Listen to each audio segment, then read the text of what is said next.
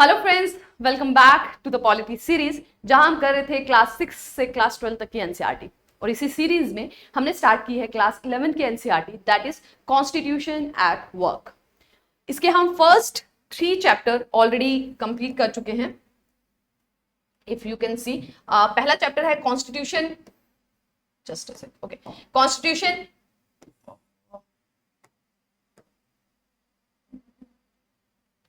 Okay तो first है constitution, why and how, this is already completed.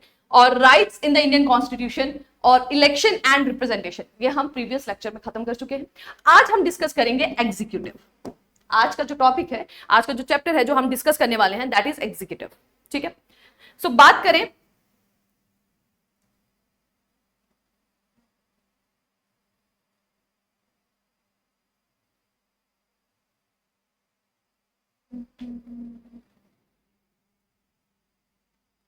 just a sec, yes, I think now it is visible more।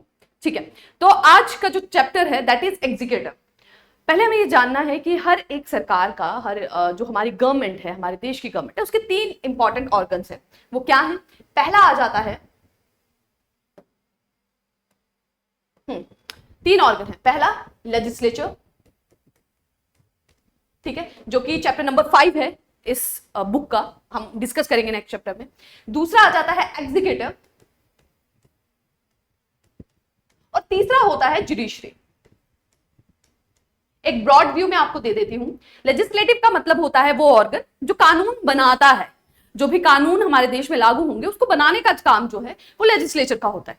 Executive का मतलब होता है, जो आज हम डिटेल में पढ़ेंगे इस चैप्टर में, काफी अच्छे से इसमें समझाया गया है। ऑल्दो आप जब स्टैंडर्ड बुक्स को पढ़ते हैं, लक्ष्मीकांत को या डीडी बसु को, उसमें तो बहुत लंबे चैप्टर्स हैं, बहुत ज्यादा क्वांटिटी में वहां लिखा गया है। इसे उसी को सम अप करके बताया गया, ज्यादा डिफिकल्ट लैंग्वेज नहीं है। एक आपको बेसिक अंडरस्टैंडिंग जो है ना वो हो जाती है।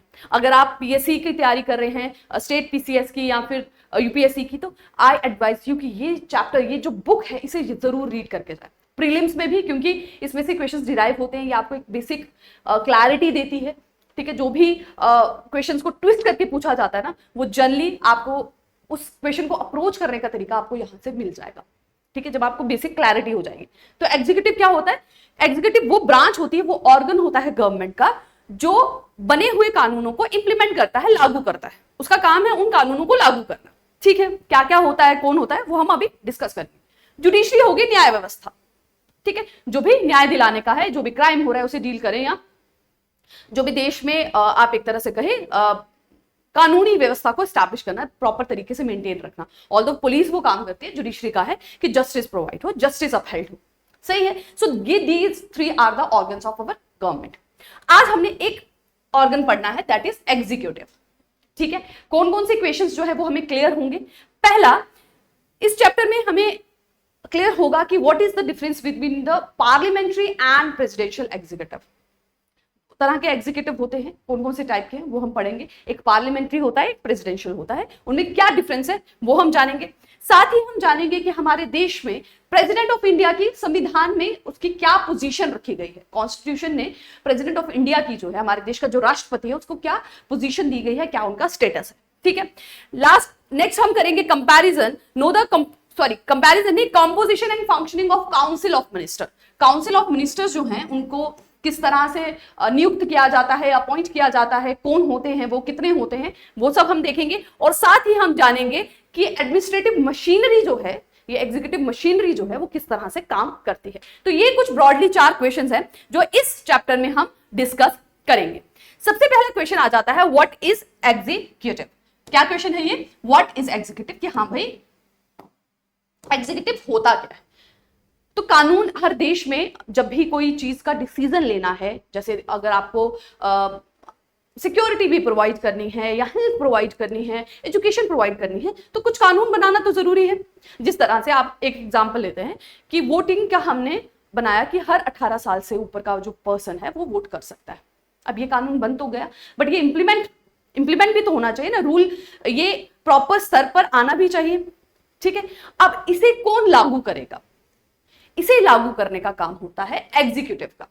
जैसे स्कूल में अगर आप जाएं तो डिसीजन प्रिंसिपल लेते हैं, उसे इंप्लीमेंट कौन करता है, उसे लागू कौन करता है कि हाँ जी 1st से फोर्थ पीरियड होंगे, उसके बाद लंच ब्रेक होगा एंड उसके बाद there will be the next periods, और उसके बाद मॉर्निंग असेंबली कब होगी और जो है स्कूल खत्म कब होगा, ये पूरा टाइमलाइन जो है वो फिक्स किया जाता है। इसे इंप्लीमेंट करने का काम होता है टीचर्स का, ठीक है। स्कूल अथॉरिटी जो टीचर्स होते हैं वो उसको इंप्लीमेंट करते हैं।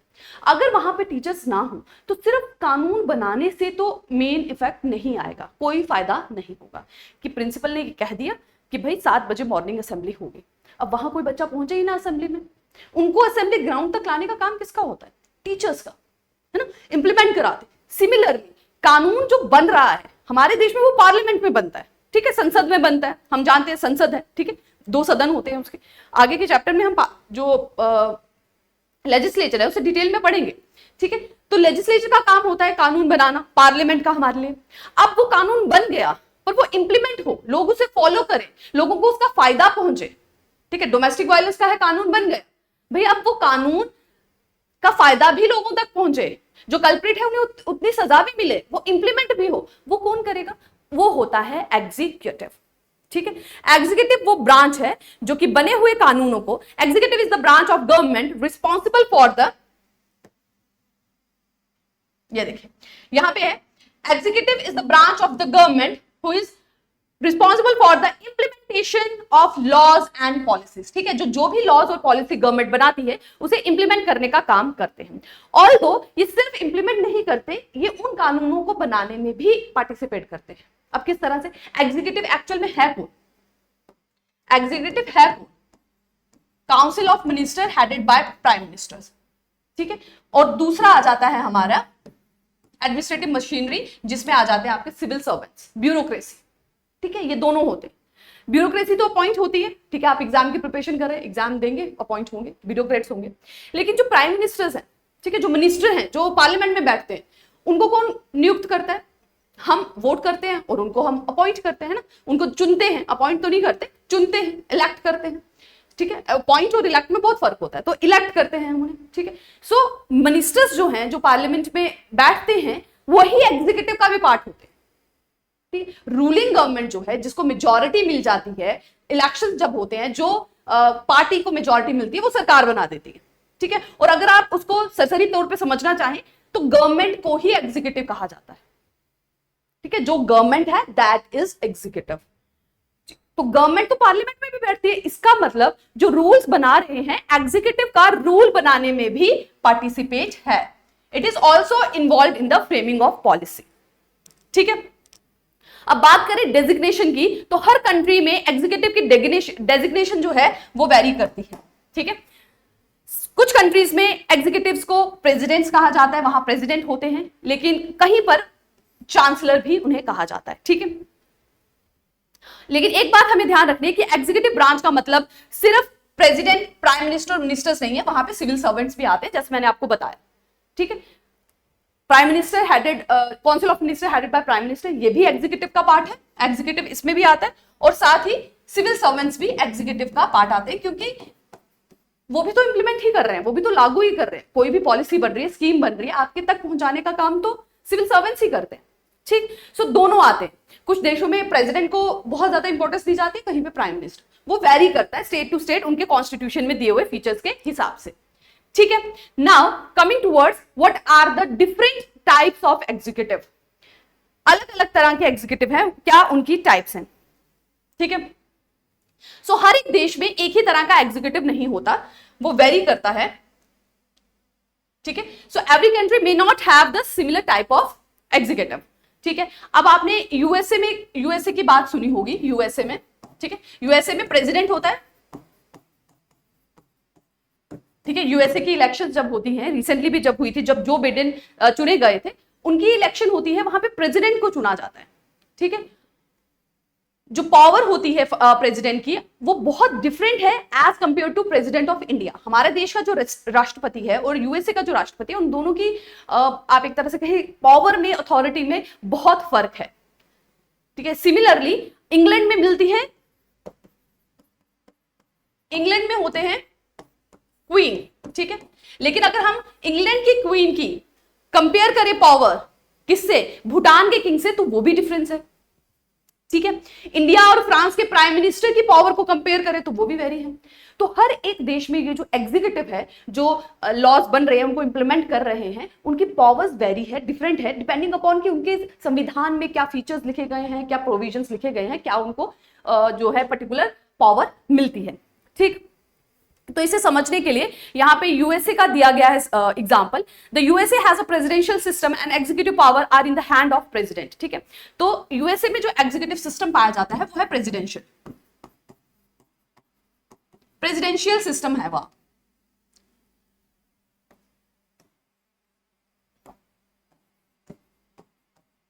प्रेसिडेंशियल सिस्टम क्या है कि सबसे टॉप जो है, आप एक तरह से हेड ऑफ गवर्नमेंट या हेड ऑफ स्टेट आप कहें, वो कौन होगा? वो प्रेसिडेंट होगा। सारी अथॉरिटी उसके पास है, लोग चुनते भी उसे हैं। ठीक है, सारी एग्जीक्यूटिव पावर्स जो हैं that is with the presidential system है। सारी एग्जीक्यूटिव पावर, सारी रूल्स को लागू करने की जो अल्टीमेट पावर है वो किसके पास है? वो प्रेसिडेंट के पास है। ठीक है, so this is a presidential system. USA में ये पाया जाता है, यूएस में। ठीक है, बात करें कनाडा की, तो कनाडा में किस तरह का सिस्टम है? ठीक है, कनाडा में सिस्टम है सेमी प्रेसिडेंशियल। ठीक है, पार्लियामेंट्री डेमोक्रेसी सॉर्ट ऑफ वहां पे आता है, पार्लियामेंट्री डेमोक्रेसी। ठीक है, पार्लियामेंट्री डेमोक्रेसी है। वहां पे जो प्राइम मिनिस्टर हैं वो तो लोगों के द्वारा चुने जाते हैं, उसे कहा जाता है हेड ऑफ गवर्नमेंट, बट एक मोनार्क भी है। मोनार्क जो राजा रानी वगैरह होते हैं, ठीक है, लेकिन कॉन्स्टिट्यूशनल मोनार्क है कि कॉन्स्टिट्यूशन में उसका मेंशन किया गया है। तो कनाडा में पार्लियामेंट्री डेमोक्रेसी है जिसमें हेड ऑफ स्टेट जो है वो पार्लियामेंट को, हेड ऑफ गवर्नमेंट जो है वो प्राइम मिनिस्टर को कहा जाता है, लेकिन जो हेड ऑफ स्टेट है वो कौन है? वो क्वीन है। ठीक है, तो सेमी वो हो गया पार्लियामेंट्री, है ना, कंप्लीट कंट्रोल नहीं है। वहीं हम जब फ्रांस की बात करते हैं तो फ्रांस में आता है सेमी प्रेसिडेंशियल।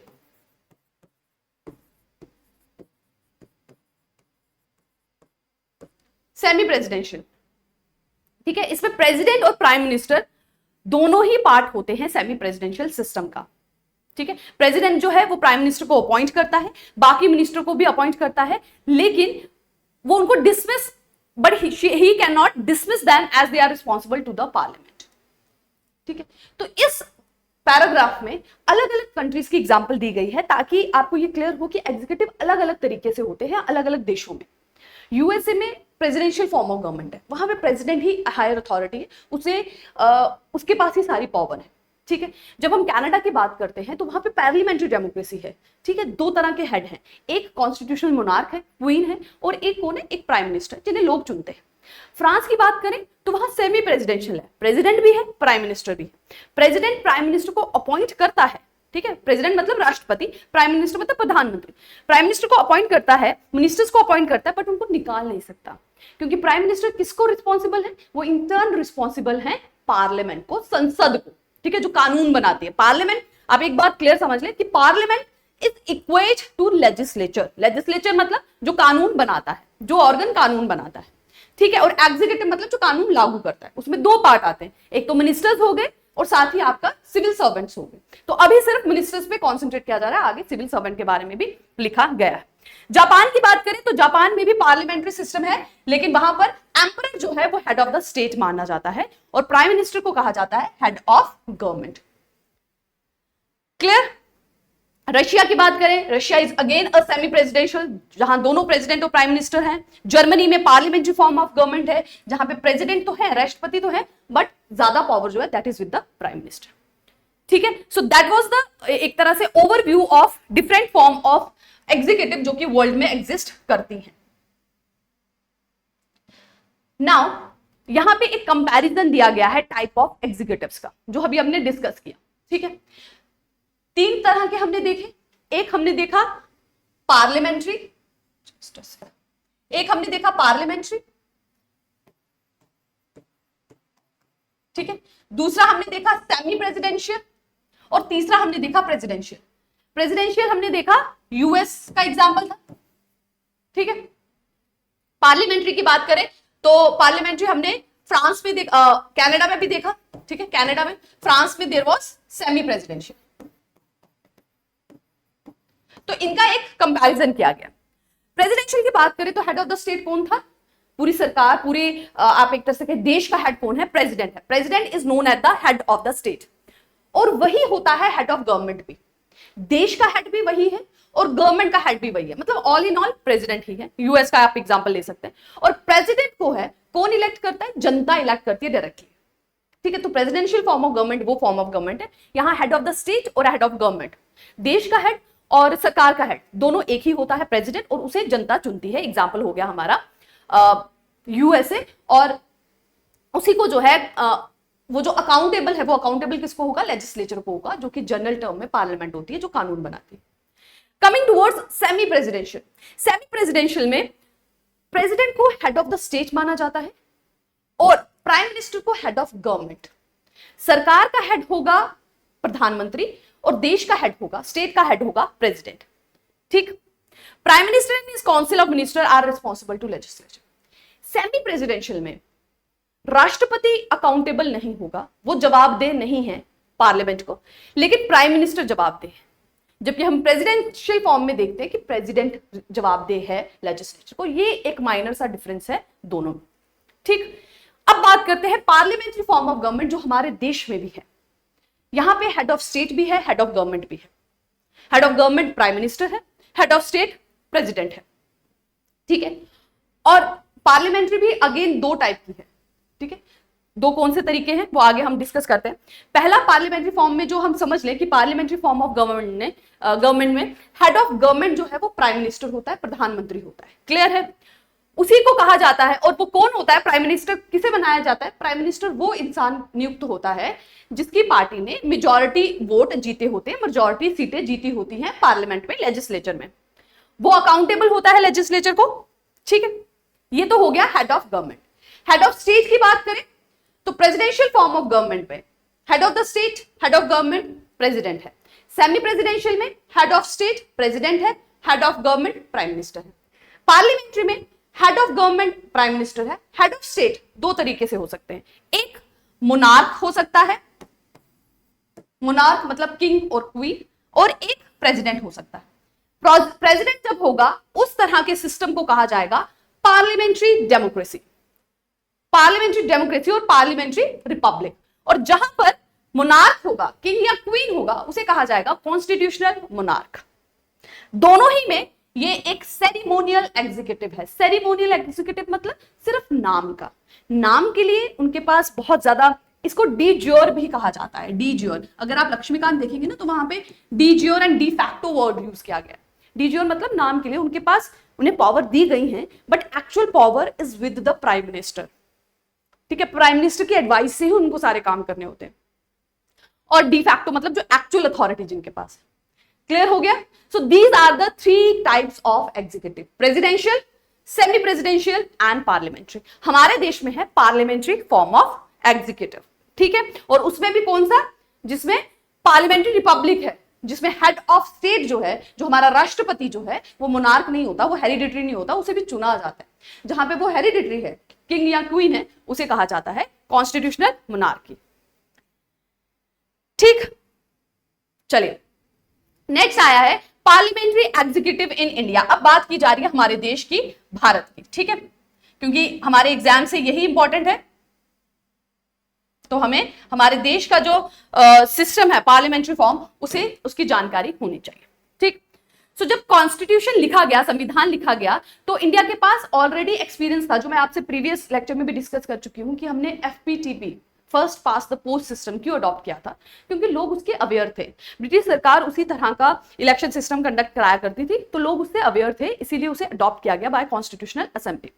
सिमिलरली जब पार्लियामेंट्री फॉर्म ऑफ गवर्नमेंट की बात आती है, तो उसे भी लाने का एक मेन रीजन ये था कि already this form of government was running. Britishers इसी तरह की सरकार को हमारे देश पे चला रहे थे, लोग इसके अवेयर थे, ठीक है। अंडर द एक्ट 1919 और 1935, तो वो भी कुछ कानून बनाते थे। कानूनों को एक्चुअल में एक्ट कहा जाता है, ठीक है। एक्ट का मतलब है कानून।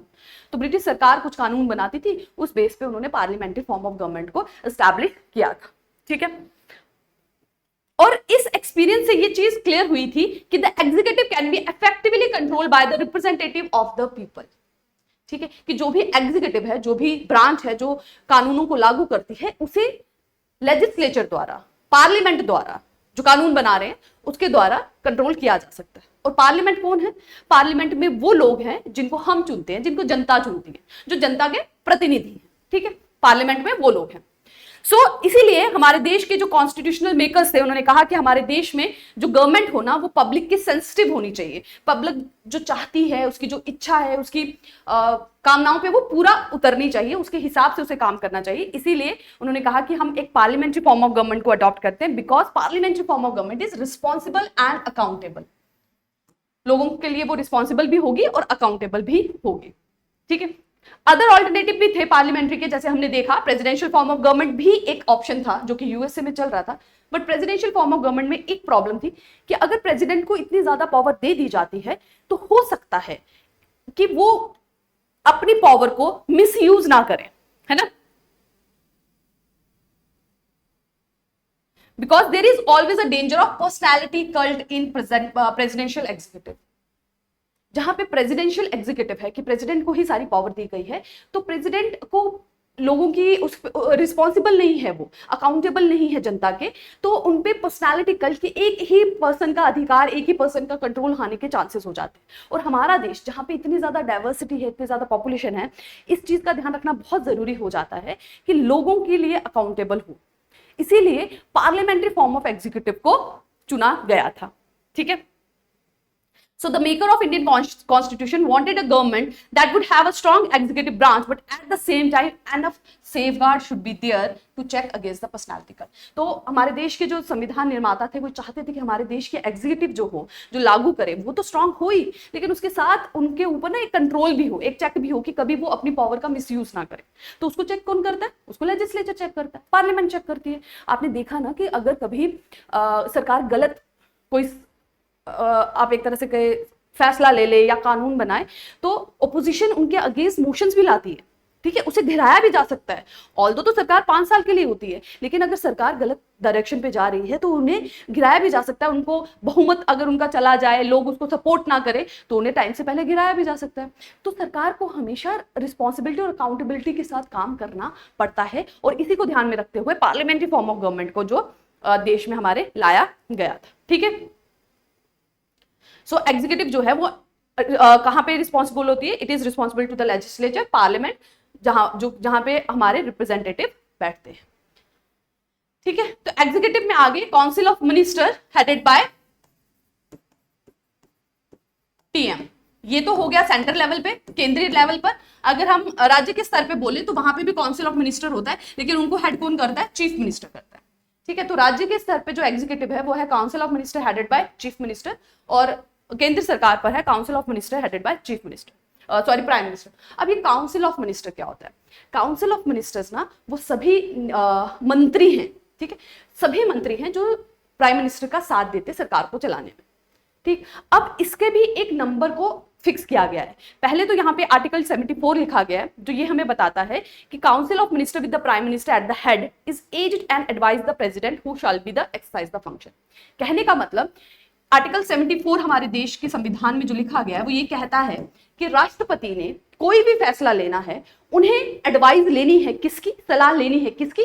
काउंसिल ऑफ मिनिस्टर की हेडेड बाय प्राइम मिनिस्टर, ठीक है। वो उनकी सलाह के बगैर, उनके मशवरे के बगैर कोई भी डिसीजन नहीं ले सकते। तो एक्चुअल में आप देखें, नाम प्रेसिडेंट का है but actual power is with it, ठीक है। काउंसिल ऑफ मिनिस्टर हो गए वो सारे मंत्री, जो जितने भी मंत्री आते हैं, अलग अलग डिपार्टमेंट्स के जितने भी मंत्री होते हैं ना, वो सब मिलकर काउंसिल ऑफ मिनिस्टर बनाते हैं। इनमें भी एक इंपॉर्टेंट पोर्शन होता है जो कैबिनेट होता है ना, कैबिनेट होता है। कैबिनेट क्या हो गया? जो इंपॉर्टेंट मंत्रालय होते हैं, जैसे डिफेंस हो गया, फॉरेन अफेयर्स हो गया, है ना, ह्यूमन रिसोर्स डेवलपमेंट हो गया, जो इंपॉर्टेंट मंत्रालय हो गए, उसके जो मिनिस्टर्स होते हैं वो मिलकर कैबिनेट बनाते हैं, ठीक है। ये और ज्यादा इंपॉर्टेंट हो गया। यहां पे भी जो हेड है वो प्राइम मिनिस्टर है। एक्चुअल में सारे डिसीजन इनके द्वारा लिए जाते हैं, ठीक है। जो रिमेनिंग मिनिस्टर्स रह गए, रिमेनिंग मंत्रालय रह गए, वो सभी मिलकर काउंसिल ऑफ मिनिस्टर बनाते हैं, ठीक है। तो cabinet is a part of council of minister, ठीक है। तो council of minister headed by prime minister is there to aid and advise the president. Actual power जो है वो प्राइम मिनिस्टर के पास ही होती है, ठीक।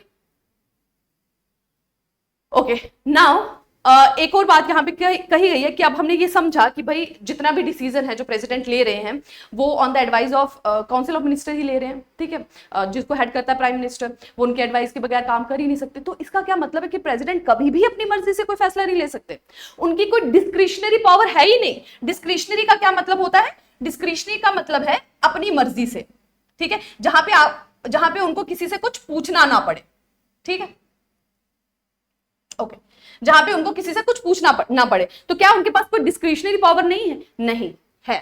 प्रेसिडेंट के पास 3 ऐसे आप एक तरह से कहें पोर्शंस पे उनके पास डिस्क्रिशनरी पावर है। कौन कौन सी? पहली डिस्क्रिशनरी पावर वो तब यूज कर सकते हैं जब किसी पर्टिकुलर पार्टी को मेजॉरिटी पार्लियामेंट में, सदन में, संसद में नहीं मिलती। हम सब जानते हैं अभी जनरल इलेक्शंस हुए हैं, जून 2 को उसका रिजल्ट आया है। हमने देखा कि एक पार्टी को मेजॉरिटी नहीं मिली तो 2-4 पार्टीज ने, that is NDA, national democratic alliance, उन्होंने सरकार बनाई है और उनका जो लीडर है दैट इज नरेंद्र मोदी जी को प्राइम मिनिस्टर नियुक्त किया गया। ठीक, यही होता है, जिस पार्टी को मेजॉरिटी मिलती है उसका जो लीडर होता है, जो वो डिसाइड करते हैं, उसे प्राइम मिनिस्टर बना दिया जाता है।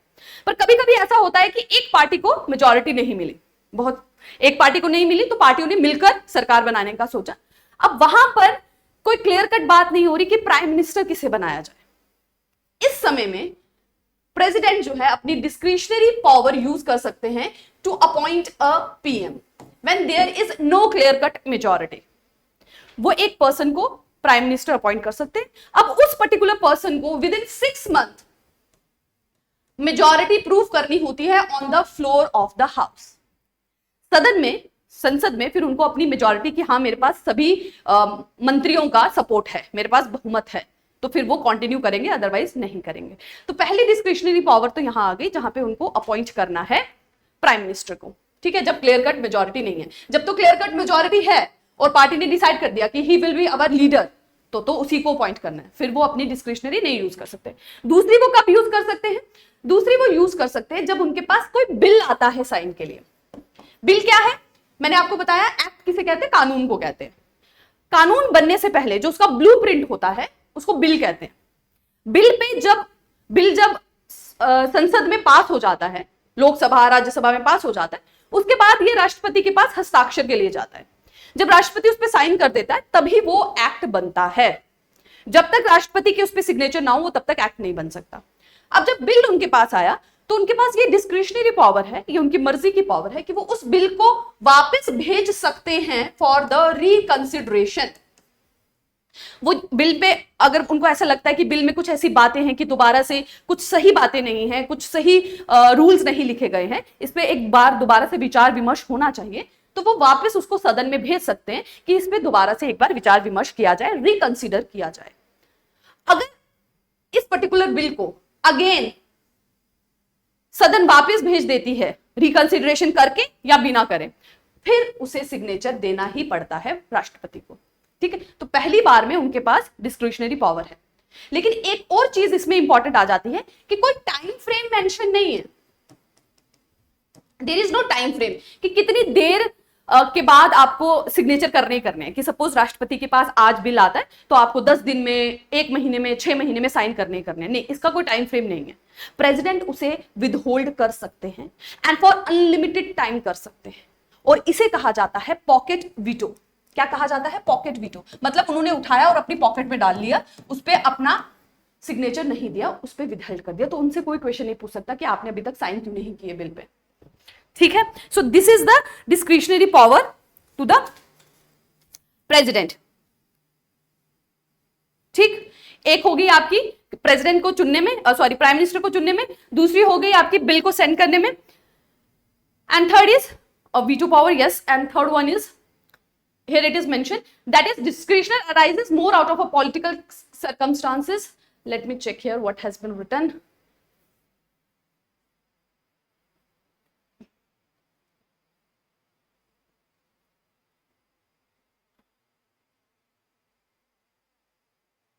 Just a sec.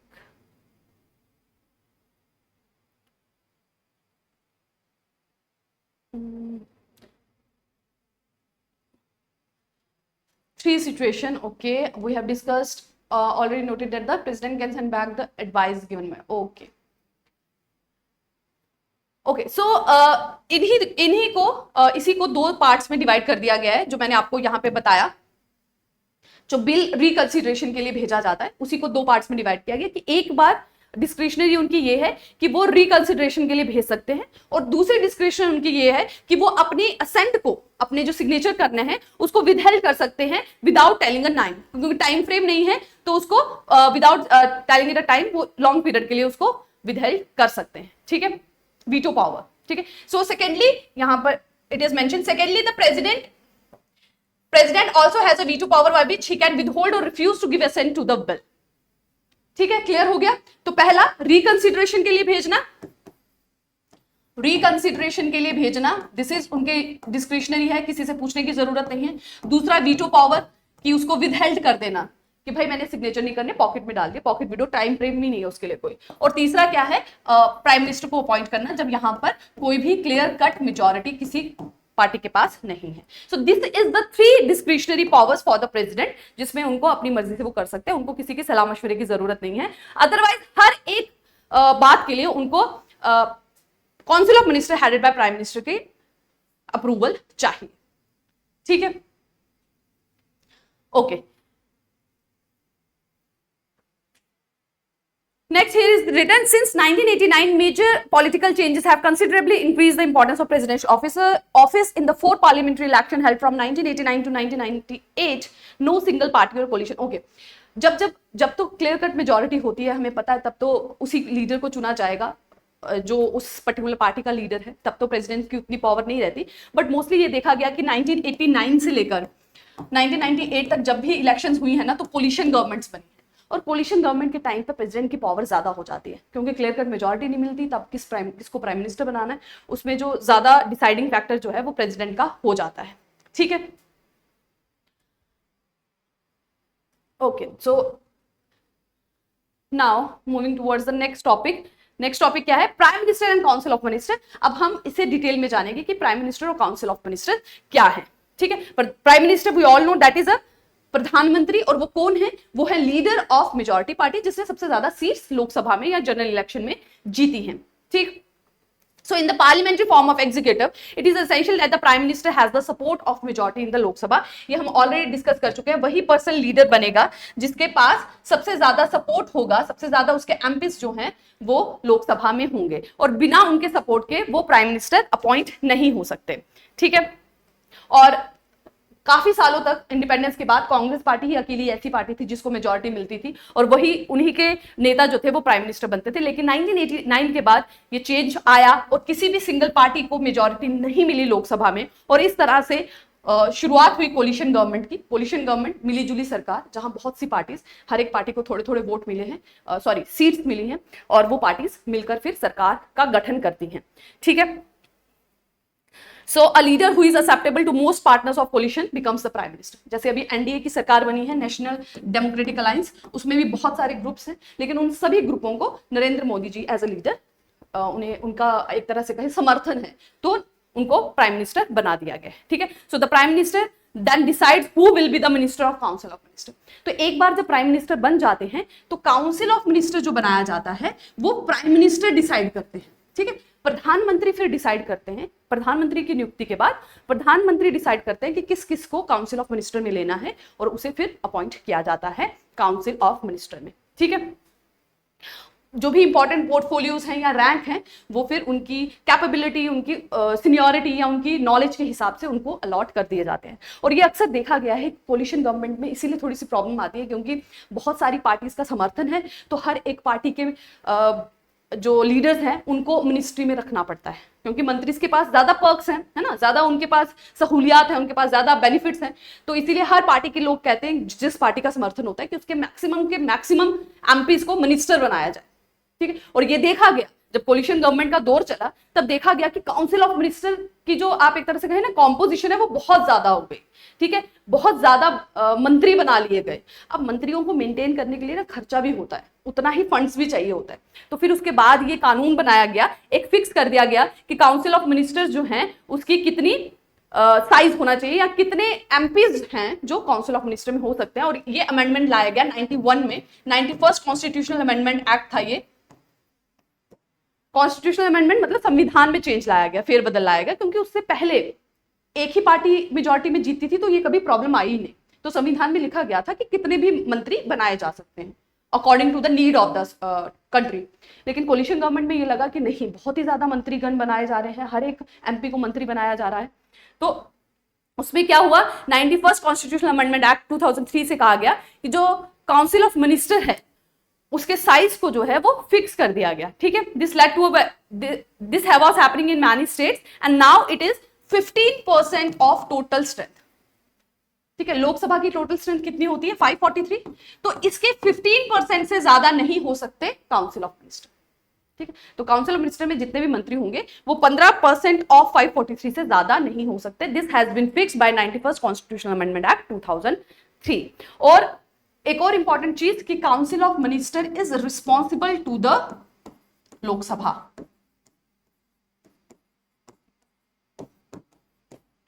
ये जो काउंसिल ऑफ मिनिस्टर, ये जो पूरे मंत्रियों का समूह है, एक तो कैबिनेट हो गए जिसमें बड़े इंपॉर्टेंट मंत्रालय आ गए, बाकी मिनिस्टर ऑफ स्टेट भी होता है, मिनिस्टर ऑफ इंडिपेंडेंट चार्ज भी होता है, इस तरह से बहुत से मंत्री होते हैं। उन सबका जो समूह होता है उसे काउंसिल ऑफ मिनिस्टर कहते हैं। और उनकी स्ट्रेंथ 15% से ज्यादा नहीं होनी चाहिए। ठीक है, टोटल स्ट्रेंथ जितनी है उसकी 15% से ज्यादा नहीं होनी चाहिए।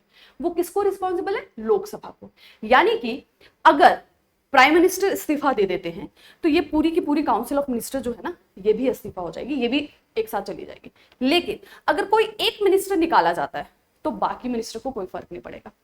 ठीक है, अगर सिंगल मिनिस्टर को सपोज उस पर कोई करप्शन के चार्जेस है, कोई चार्ज है, उसे उसके पद से हटा दिया जाता है तो बाकी मिनिस्ट्री वैसे ही रहेगी।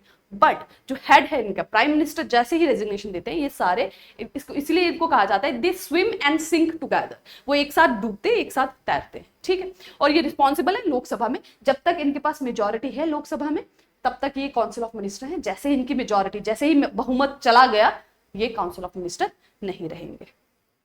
ठीक है, ओके।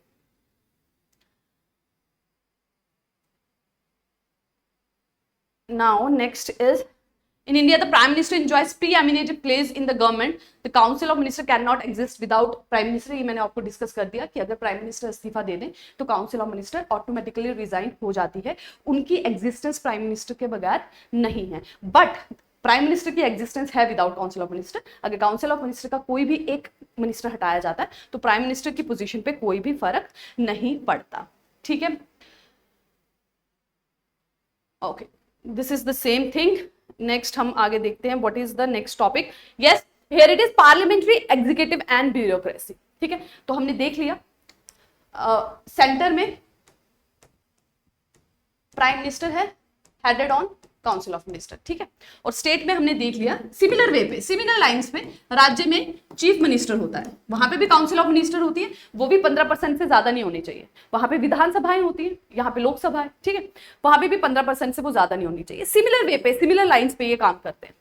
ये तो होगी एक एग्जीक्यूटिव। दूसरी एग्जीक्यूटिव जो मैंने आपको स्टार्टिंग में बताई थी वो कौन सी है, bureaucracy. Bureaucracy civil servant, state civil servant, centre civil servant. Centre civil servant कौन से आ जाते हैं, जो आईएएस, आईएफएस, आईपीएस हैं। ठीक, और स्टेट में जो कि स्टेट लेवल पे अपॉइंट किए जाते हैं, उनका भी काम क्या है, वो भी पॉलिसी को इंप्लीमेंट का काम करते हैं। लेकिन वो लोगों द्वारा चुने नहीं जाते, वो लोगों द्वारा नहीं इलेक्ट होते, वो अपॉइंट किए जाते हैं। उनके लिए एक प्रॉपर प्रोसीजर रखा जाता है, एक एग्जामिनेशन होता है। एग्जामिनेशन कंडक्ट कराने के लिए भी एक ऑर्गेनाइजेशन का गठन किया गया है, UPSC for the centre and state PSC for the states. ठीक है, यूपीएससी का गठन किया गया जिसका काम ही है कि एक तरह से आप बोले बिल्कुल क्लियर वे में एग्जामिनेशन कंडक्ट कराया जाए और क्वालिफिकेशन और मेरिट के बेस पे उनको रिक्रूट किया जाए। ठीक है, ये भी हमारे कॉन्स्टिट्यूशनल मेकर्स ने उस टाइम पे सोचा था कि एडमिनिस्ट्रेशन के लिए मशीनरी की तो जरूरत है, मिनिस्टर हैं, पर मिनिस्टर के साथ साथ हमें वो लोग भी चाहिए जो कि, अब आप जानते हैं कि मिनिस्टर के लिए कोई बेसिक क्वालिफिकेशन नहीं रखी गई है। अगर आपको मिनिस्टर बनना है तो आपको बस एक पर्टिकुलर या तो आप सिटीजन ऑफ कंट्री होने चाहिए और एक एज क्रॉस करनी चाहिए। लोकसभा के लिए 25 और राज्यसभा के लिए 30 है, उससे ज्यादा क्वालिफिकेशन नहीं चाहिए। बट जब सरकार को चलाने की बात आती है, देश को चलाने की बात आती है, डिफेंस है, इकोनॉमी है, हेल्थ है, उस सब में आपको स्पेसिफिक नॉलेज होनी चाहिए, है ना। पॉलिसीज बनानी है तो नॉलेज तो चाहिए, बिना नॉलेज के किस तरह से आप उस चीज को कर पाएंगे। आपके पास लोगों का समर्थन है बट नॉलेज नहीं है, तो नॉलेज कहां से आएगी, वो आती है सिविल सर्वेंट से। ठीक है, तो उनकी बेसिक क्वालिफिकेशन रखी गई है, पर्टिकुलर नॉलेज उनके पास होनी चाहिए, एक्सपीरियंस उनके पास होता है, और वो हेल्प करते हैं पॉलिसी बनाने में और फिर उसको इंप्लीमेंट करने में। ठीक है, और इसे इनको रिक्रूट करने का काम करती है एजेंसी यूपीएससी। अब इसमें यह ध्यान भी रखा गया था कॉन्स्टिट्यूशनल मेकर्स को, यह भी था कि भाई जब एडमिनिस्ट्रेशन की बात आती है, मिनिस्टर में तो हमने रिजर्वेशन रखा है, यहां पर भी रिप्रेजेंटेशन मिलनी चाहिए हर सेक्शन ऑफ सोसाइटी को, क्योंकि डाइवर्सिटी तो है हमारे देश में। इसीलिए जब आप इन एग्जाम्स की भी बात करते हैं तो यहां पर भी रिजर्वेशन है for the SC and STs. क्यों रखी गई है? ताकि हर सेक्शन ऑफ, अब तो ईडब्ल्यूएस भी है ना, इकोनॉमिक वीकर सेक्शन, ताकि हर सेक्शन ऑफ सोसाइटी को पूरा का पूरा एक तरह से मिले, अपॉर्चुनिटी मिले एडमिनिस्ट्रेशन मशीनरी में आने की, और वो अपना जो सहयोग है वो देश को चलाने में दे सके। ठीक है, so Indian bureaucracy today is an enormously complex substance and it consists of all India services, state services, employees of local government, ये सब एग्जीक्यूटिव में आ जाते हैं। ठीक है, तो ये सब मिलकर काम करते हैं देश को चलाने के लिए। और ये ध्यान रखा जाता है कि जो भी ये आप कहें सिविल सर्वेंट्स हैं, ब्यूरोक्रेसी है, वो नॉन पार्टीशन पे काम करें, मतलब किसी पर्टिकुलर पार्टी के हित में काम ना करें, क्योंकि वो परमानेंट रिक्रूट होते हैं। जब मिनिस्टर अपॉइंट इलेक्ट होते हैं वो 5 साल के लिए होते हैं, लेकिन सिविल सर्वेंट्स होते हैं लॉन्ग टर्म के लिए, वो तो हमेशा है ना, रिटायरमेंट तक वो काम करेंगे, और उन्होंने अलग अलग गवर्नमेंट्स के साथ काम करना है। तो ये ध्यान रखा जाता है कि ये जो काम करें, ये जितने भी सिविल सर्वेंट्स हैं वो काम करें नॉन पार्टीशन बेस पे। ठीक है, प्रोफेशनल ब्यूरोक्रेसी हो। ठीक है, और इसीलिए उनको इम्पार्शियल वे पे सिलेक्ट किया जाता है, जो मैंने आपको अभी डिस्कस किया। And this is the classification of civil services. IPS है, स्टेट सिविल सर्विसेज है, ऑल इंडिया सर्विसेज है। ठीक है, ओके, और वेलफेयर पॉलिसीज जो भी बनाई जाती हैं। और ब्यूरोक्रेसी को है ना, ब्यूरोक्रेसी को अगर आप सोशियोलॉजी के अगर स्टूडेंट्स हैं, अगर आपने मैक्स वेबर को पढ़ा है, तो वहां पे उन्होंने ब्यूरोक्रेसी के लिए कहा है कि ब्यूरोक्रेसी जो है over a period of time, अगर हम उनको बहुत ज्यादा रूल्स एंड रेगुलेशन में स्टिक करके रखते हैं तो over a period of time वो एक तरह से मशीन बन जाते हैं।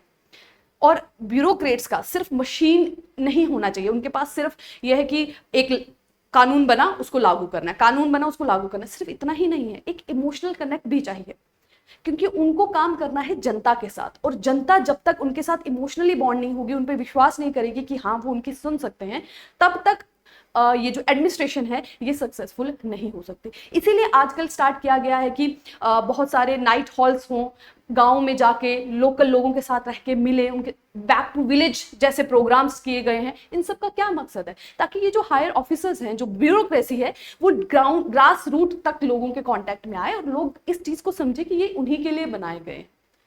ठीक है, ये वो ऑफिसर्स और सर्वेंट वाली रिश्ता ना इनका रहे। ठीक है, कांटेक्ट में उनके पास वो आ पाए।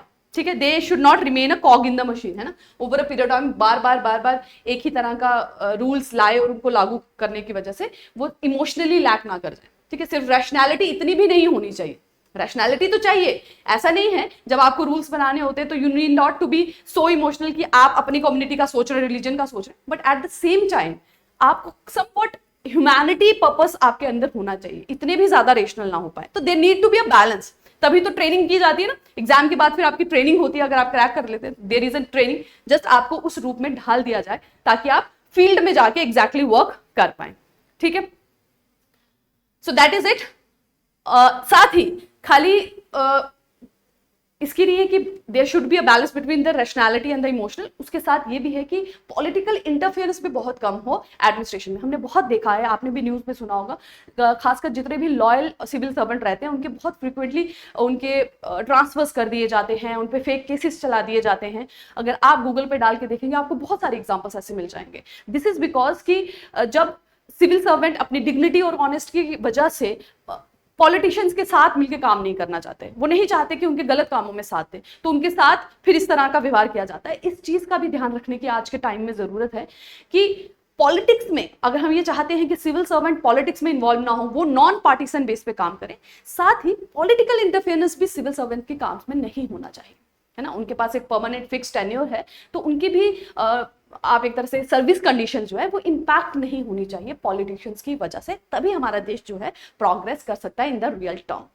सो that is it for today's chapter. आज हमने एग्जीक्यूटिव के बारे में पढ़ा, 2 टाइप के एग्जीक्यूटिव्स देखे हमने, काउंसिल ऑफ मिनिस्टर्स होता है और एक हमारी ब्यूरोक्रेसी होती है, ठीक है। और हमने ये भी जाना कि वर्ल्ड में अलग टाइप के भी एग्जीक्यूटिव्स होते हैं। प्रेसिडेंशियल एग्जीक्यूटिव है जो कि यूएसए में देखा जाता है, और सेमी प्रेसिडेंशियल भी है जहां पर आप कहें कि प्राइम मिनिस्टर और प्रेसिडेंट दोनों होते हैं, but actual power is with the president, ठीक है। और हमारे देश में किस तरह का एग्जीक्यूटिव है? There is a parliamentary executive and that's to the republic form. यहाँ मोनार्क नहीं होता, बल्कि कुछ कंट्रीज में, फ्रांस जैसी कंट्री में there is a constitutional monarch. So that is it for today's lecture. इसके साथ हमारा चैप्टर नंबर 4 खत्म कंप्लीट होता है। नेक्स्ट वीडियो लेक्चर में हम न्यू चैप्टर को पढ़ेंगे of the class 11th NCERT. Thank you very much, take care and keep working hard.